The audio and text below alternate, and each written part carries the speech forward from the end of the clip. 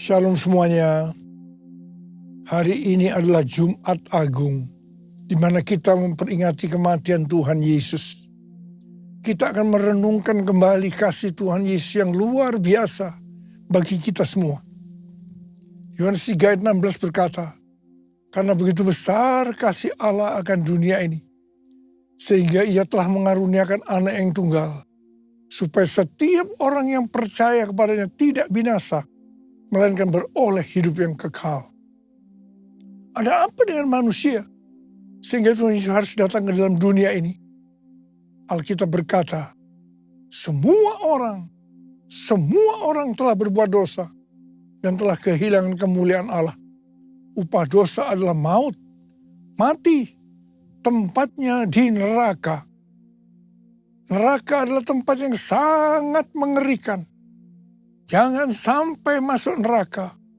Karena itu Tuhan Yesus datang ke dalam dunia ini untuk menyelamatkan kita semua. Bagaimana cara Tuhan Yesus menyelamatkan kita? Alkitab berkata, Tuhan Yesus yang tidak mengenal dosa, dijadikan dosa oleh karena kita semua. Supaya di dalam Dia, yaitu mereka yang percaya kepada Tuhan Yesus, dibenarkan oleh Allah. Apa arti dari ayat ini? Tadi dikatakan semua orang telah berbuat dosa dan telah kehilangan kemuliaan Allah. Upah dosa ialah maut, mati. Jadi Tuhan Yesus harus mati menggantikan saudara dan saya. Salibnya,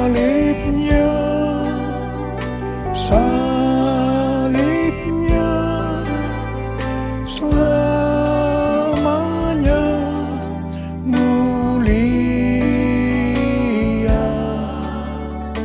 Dosaku disucikan oleh darah Yesus.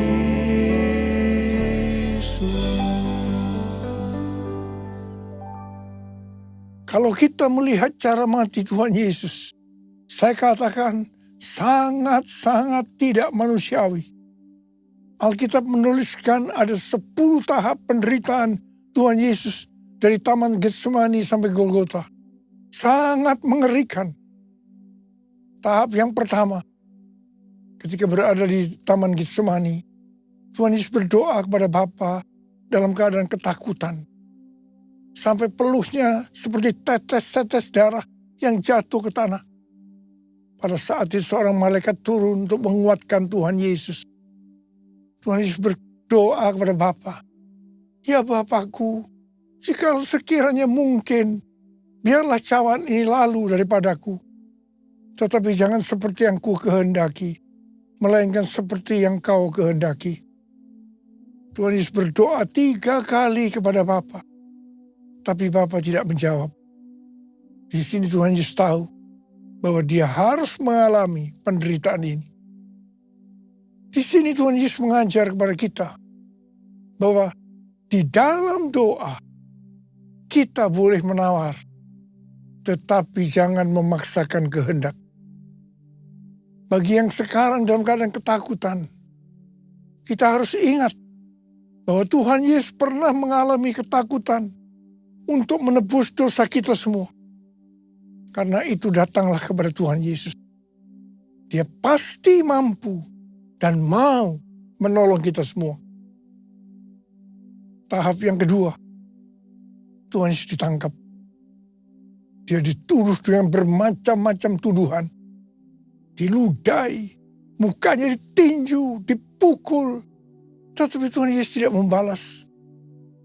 Di sini Tuhan Yesus mempraktekkan apa yang diajarkannya kepada kita. Agar kita mengasihi dan berdoa bagi orang-orang yang membenci kita. Mengutuk kita, mencaci maki kita. Jikalau kita hanya mengasihi orang-orang yang mengasihi kita, apa jasa kita?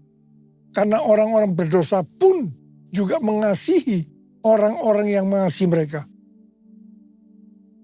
Tahap yang ketiga, Tuhan Yesus dibelenggu dan diadili.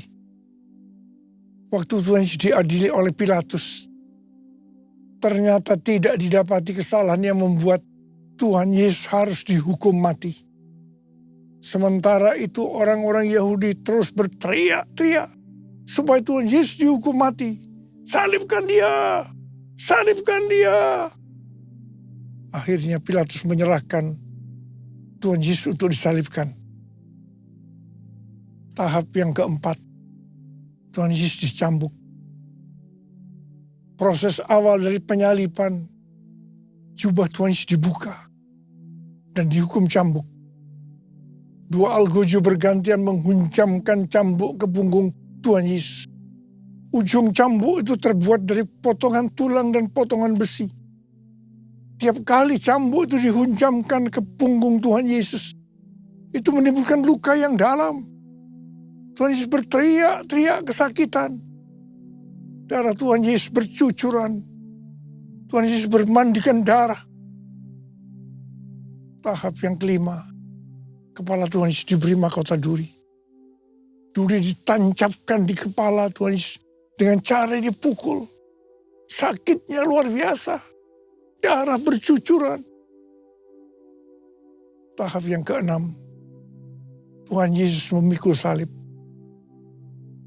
Dalam kesakitan, berlumuran darah, ditambah semalaman Tuhan Yesus tidak tidur. Tuhan Yesus harus memikul salibnya. Tuhan Yesus jatuh bangun karena tidak kuat.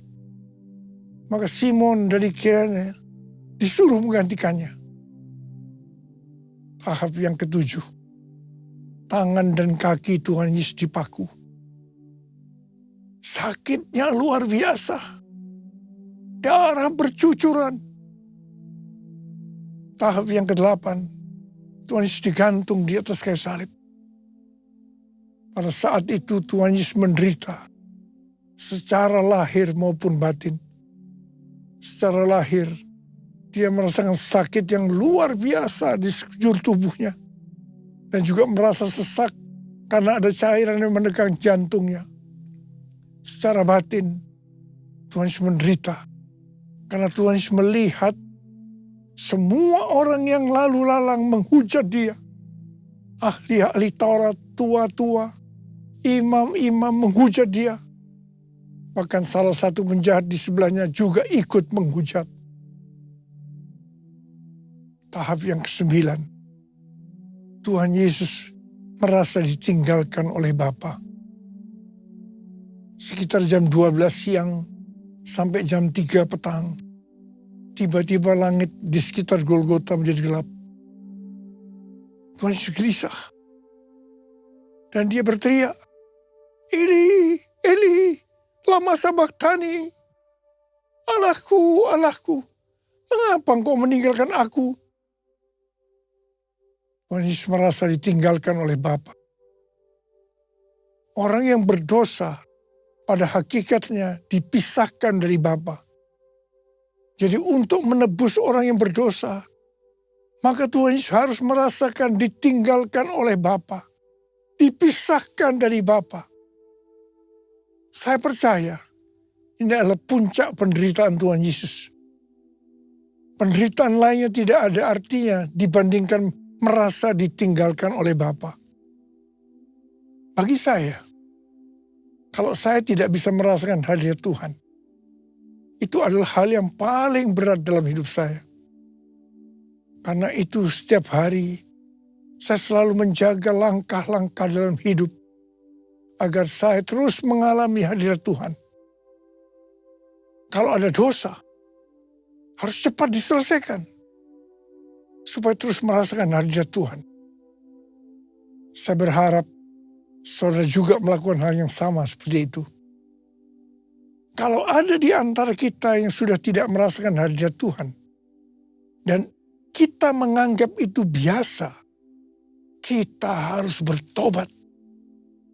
Tidak ada yang lebih berbahagia daripada kalau kita berada dalam hadirat Tuhan. Sebab Alkitab berkata, di hadapanmu ada sukacita berlimpah-limpah.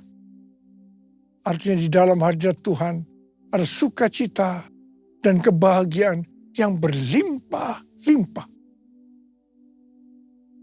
tahap yang ke-10. Tuhan Yesus berkata, sudah selesai. It is finished.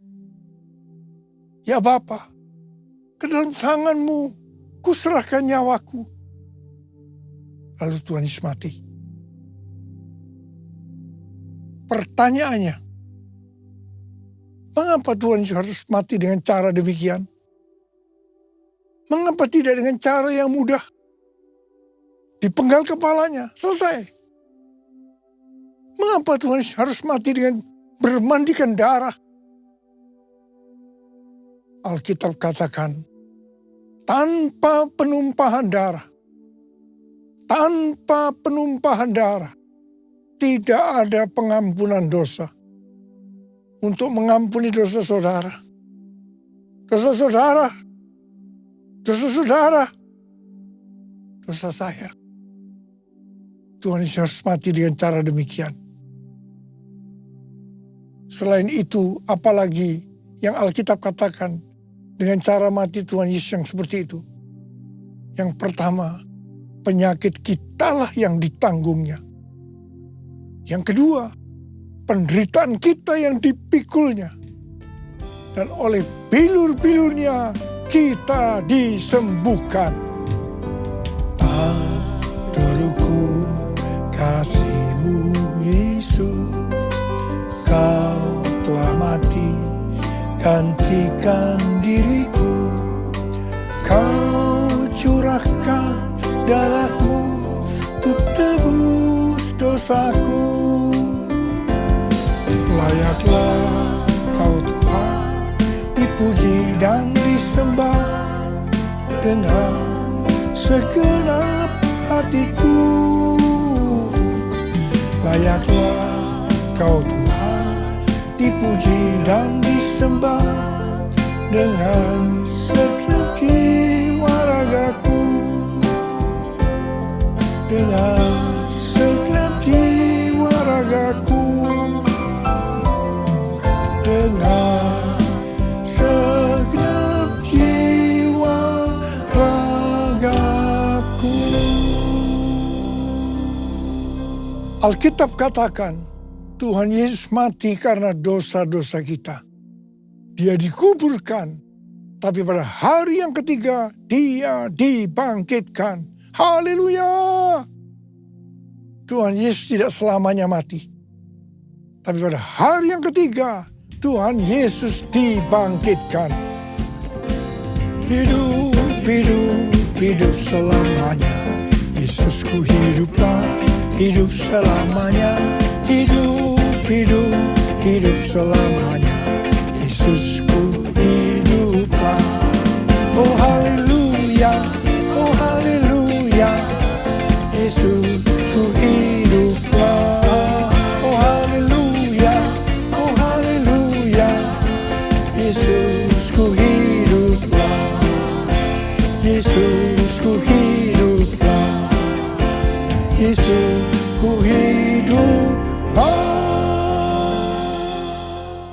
Apa yang Alkitab katakan kalau sampai Tuhan Yesus tidak bangkit? Yang pertama, sia-sialah pemberitaan firman Tuhan. Saya di sini memberitakan firman Tuhan tidak ada artinya. Sia-sia. Tapi puji Tuhan, Tuhan Yesus hidup. Tuhan Yesus bangkit. Pemberitaan firman Tuhan menjadi tidak sia-sia. Hal yang kedua, kalau sampai Tuhan Yesus tidak bangkit, sia-sialah kepercayaan kita. Dan kita akan tetap mati di dalam dosa-dosa kita. Demikian juga dengan orang-orang yang mati di dalam Tuhan. Mereka akan tetap binasa. Tetapi puji Tuhan, Tuhan Yesus bangkit. Kita tidak akan mati di dalam dosa-dosa kita. Tetapi kita akan bersama-sama dengan Tuhan Yesus selama-lamanya. Haleluya! Hal yang ketiga, kalau sampai Tuhan Yesus tidak bangkit, kita adalah orang-orang yang paling malang dari segala manusia. Tetapi puji Tuhan, Tuhan Yesus bangkit. Kita bukan orang-orang yang paling malang, tapi justru orang-orang yang paling beruntung dari segala manusia. Ada berapa banyak orang-orang yang paling beruntung dari segala manusia? Angkat tangan saudara. Sebab dia hidup, ada hari esok. Sebab dia hidup, ku tak gentar. Karena ku tahu dia pegang hari esok. Hidup jadi berarti sebab dia hidup. Hidup jadi berarti sebab dia hidup. Hidup jadi berarti sebab Yesus hidup. Karena Tuhan Yesus hidup, maka ada hari esok. Karena Tuhan Yesus yang pegang hari esok saudara dan saya, dia hidup. Dia berkata kepada kita semua, jangan kamu khawatir. Jangan kamu khawatir. Apa yang akan kamu makan? Apa yang akan kamu minum? Apa yang akan kamu pakai?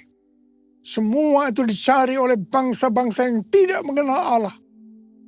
Tapi Bapamu di surga tahu, kamu memerlukan semuanya itu. Karena itu, carilah dulu kerajaan Allah dan kebenarannya. Maka semuanya, apa yang saudara butuhkan akan ditambahkan kepadamu. Yang percaya katakan amin. Karena Tuhan Yesus hidup, maka mujizat-mujizat yang dilakukan oleh Tuhan Yesus masih ada sampai dengan hari ini. Orang buta melihat, orang lumpuh berjalan, orang tuli mendengar, orang mati dibangkitkan, orang kusta menjadi tahir, dan kepada orang-orang miskin diberitakan kabar baik.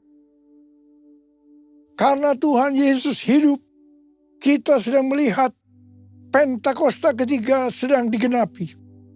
Di mana melalui semua peristiwa yang terjadi saat ini, penuhan jiwa yang terbesar dan yang terakhir sebelum Tuhan Yesus datang kembali terjadi. Hari-hari ini terjadi kebangkitan generasi Yeremia, yaitu generasi anak-anak muda yang penuh dengan Roh Kudus, cinta mati-matian kepada Tuhan Yesus, tidak kompromi terhadap dosa, dan akan memenangkan banyak jiwa.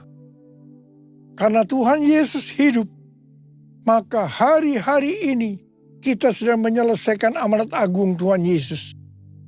Tuhan Yesus sedang berbicara kepada gerejanya di seluruh dunia, bahwa target untuk menyelesaikan amanat agung adalah tahun 2033. Sesuai dengan Matius 24 ayat 14. Maka sesudah amanat agung selesai, maka Tuhan Yesus akan datang kembali. Kata sesudah ini tidak ada seorang pun yang tahu. Bisa 1 hari, bisa 1 minggu, bisa 1 bulan, 1 tahun, atau beberapa tahun. Tetapi yang pasti waktunya tidak akan lama. Karena Tuhan Yesus berkata, Aku datang segera. Target untuk menyelesaikan amanat agung adalah tahun 2033. Tetapi Tuhan Yesus bisa saja datang sebelum tahun 2033. Karena Tuhan Yesus bisa datang sewaktu-waktu. Yang jelas, sebelum Tuhan Yesus datang, Injil Kerajaan Allah sudah diberitakan ke seluruh dunia menjadi kesaksian bagi semua bangsa. Yang artinya, amanat agung sudah selesai. Haleluya. Karena Tuhan Yesus hidup, maka Tuhan Yesus memberikan 5 metode untuk menyelesaikan amanat agung. Yang pertama, harus banyak berdoa, memuji, menyembah Tuhan dalam unity siang dan malam. Yang kedua, memberitakan Injil kepada orang lain. Yang ketiga, memperlengkapi para murid agar mereka bisa bertumbuh dan melayani. Yang keempat, meringankan penderitaan orang lain dengan menolong mereka. Yang kelima, mendirikan gereja-gereja baru. Supaya kita bisa melakukan metode Tuhan Yesus ini, maka kita harus melakukan seperti yang tertulis dalam 1 Yohanes 2 ayat 6. Bahwa kita wajib hidup sama seperti Kristus telah hidup. Besar anugerah-Mu, melimpah kasih-Mu, semakin hari semakin bertambah besar anugerah-Mu. Perbuatannya besar, perbuatannya besar, perbuatannya besar, pujilah namanya. Angkat tangan kita, perbuatannya besar, perbuatannya besar,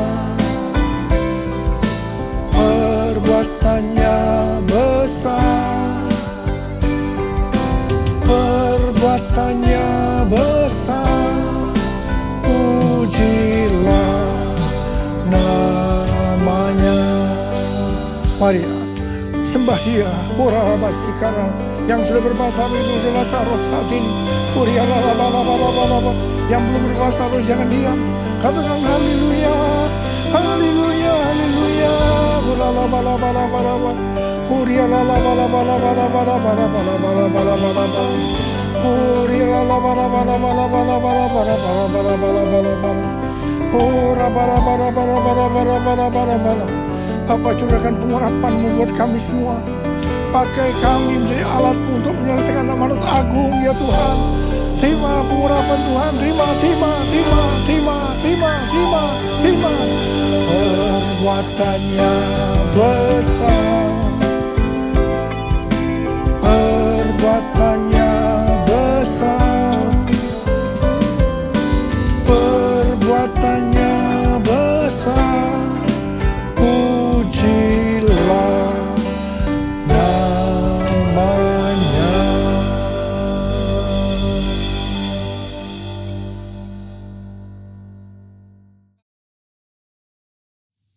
Kita akan masuk dalam perjamuan kudus.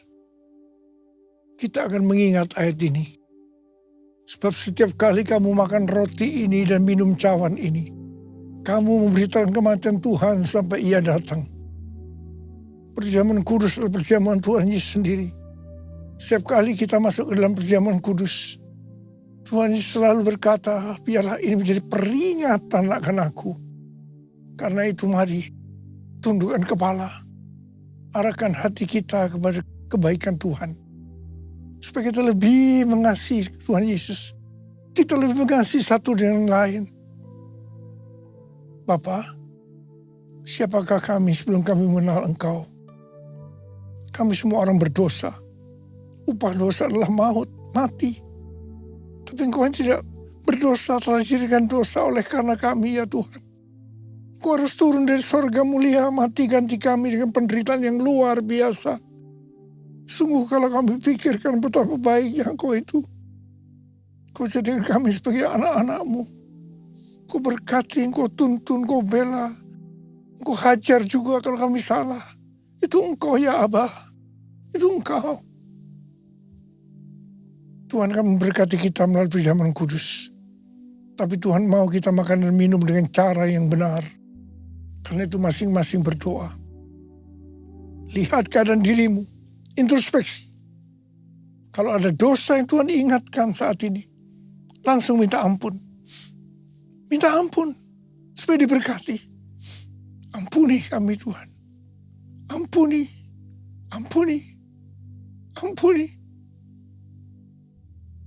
Bapa, Engkau melihat anak-anak-Mu sedang menyelesaikan segala sesuatu yang dengan Tuhan. Layakkan kami untuk masuk dalam perjamuan kudus ya Abah. Kami akan masuk dalam perjamuan kudus dengan hati yang penuh ucapan syukur. Dalam nama Yesus kami berdoa. Amin. Mari, angkat roti di tangan kanan kita tinggi-tinggi. Sebab apa yang telah kuteruskan kepadamu telah aku terima dari Tuhan. Yaitu bahwa Tuhan Yesus pada malam waktu ia diserahkan mengambil roti.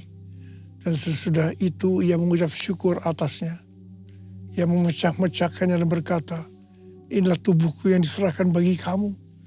Perbuatlah ini menjadi peringatan akan aku. Saudara kasih Tuhan, bukankah roti yang kita pecah-pecahkan ini adalah persekutuan kita dengan tubuh Kristus.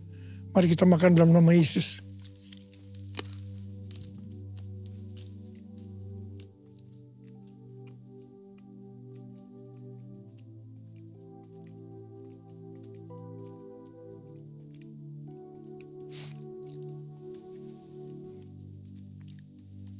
Angkat cawan di tangan kita tinggi-tinggi. Mungkin juga yang mengambil cawan sudah makan lalu berkata, cawan ini adalah perjanjian baru yang dimeteraikan oleh darahku. Perbuatlah ini setiap kali kamu meminumnya menjadi peringatan akan aku. Saudara kasih Tuhan, bukan cawan pengucapan syukur. Yang atasnya kita ucapkan syukur adalah persekutuan kita dengan darah Yesus. Mari kita minum dalam nama Yesus.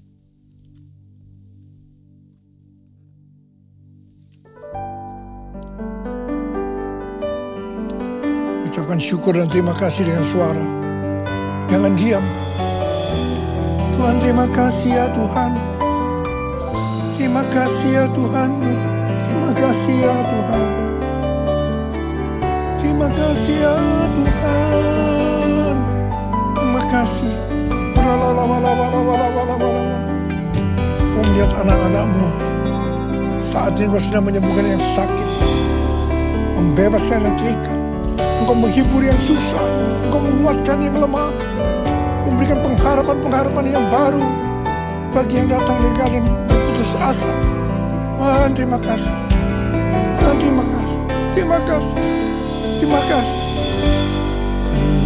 Terima kasih Yesusku. Terima kasih Yesusku. Puji syukur hanya bagi Tuhanku. Terima kasih Yesusku, terima kasih Yesusku. Puji syukur hanya bagi Tuhanku. Terima kasih, terima kasih Yesusku, terima kasih Yesusku. Puji syukur hanya bagi Tuhanku.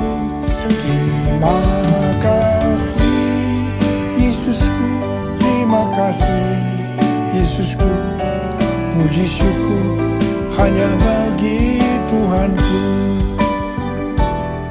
Puji syukur hanya bagi Tuhanku. Puji syukur hanya bagi Tuhanku.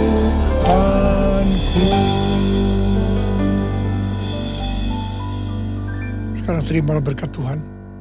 Kasih karunia yang berlimpah-limpah daripada Allah Bapa dalam anak yang tunggal Yesus Kristus. Persekutuan yang manis dengan Roh Kudus menyertai kita semua mulai hari ini. Sampai Tuhan Yesus datang menjemput kita di awan-awan dan bahkan sampai selama-lamanya. Yang percaya bersama-sama katakan, amin.